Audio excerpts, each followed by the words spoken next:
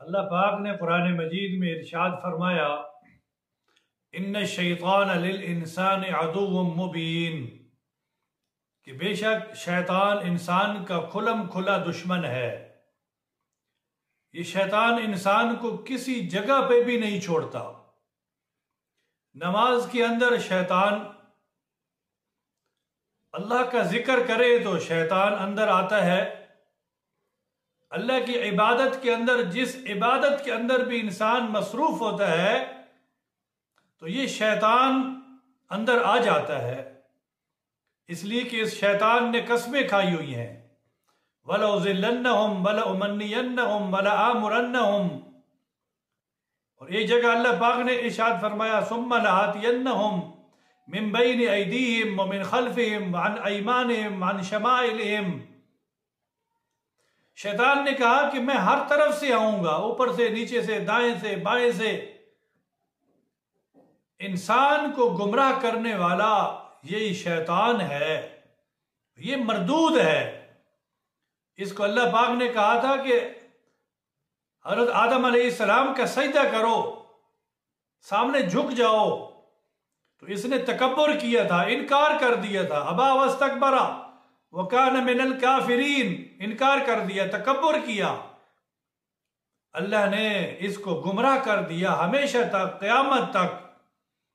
लेकिन इसने कहा कि फिर मैं तेरे बंदों को गुमराह करने पे लगूंगा, गुमराह करूंगा।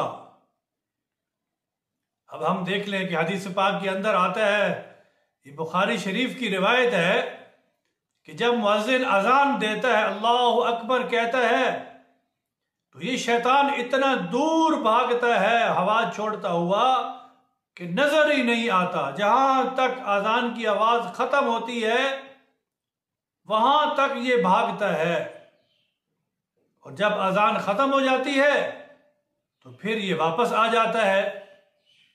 ऐसे ही जैसे ही तकबीर होती है, नमाज शुरू करने से पहले मुकब्बिर तकबीर कहता है तो ये बहुत दूर भाग जाता है, नजर ही नहीं आता। और जैसे तकबीर खत्म होती है, नमाज शुरू होती है, तो फिर ये शैतान लईन फिर ये आ जाता है, लोगों के नमाज के अंदर आके खलल डालता है और वसवसे डालता है, नमाजों को खराब करता है।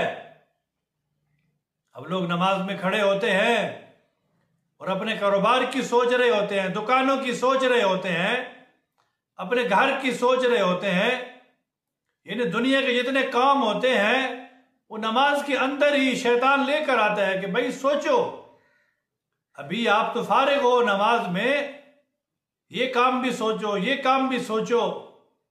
अब शैतान को क्या है, शैतान ने तो गुमराह करना है। अब ये बुखारी शरीफ की रिवायत है। शैतान हमारा कितना बड़ा दुश्मन है, अब हम देखें। इसलिए कि हम अपनी इबादत को, अपनी नमाजों को, अपने जिक्र को, अपने अज़कार को, अपने तहज्जुद को, अपने नवाफिल को हम ऐसे बनाएं कि शैतान से हम बचकर रहें। शैतान जैसे आए हम अपनी तवज्जो हटा लें। अल्लाह की तरफ तवज्जो जब हमारी जाएगी तो ये शैतान कुछ नहीं कर सकता, कुछ नहीं बिगाड़ सकता हमारा। आज सारा बिगाड़ जितना आया हुआ है इसी शैतान की शैतानी ने हमें सबको बिगाड़ के रख दिया। सारी जेलें भरी हुई हैं, थाने भरे हुए हैं, आपस में लड़ाई और झगड़े और घर के अंदर ये फसाद, ये सी शैतान की वजह से होती हैं।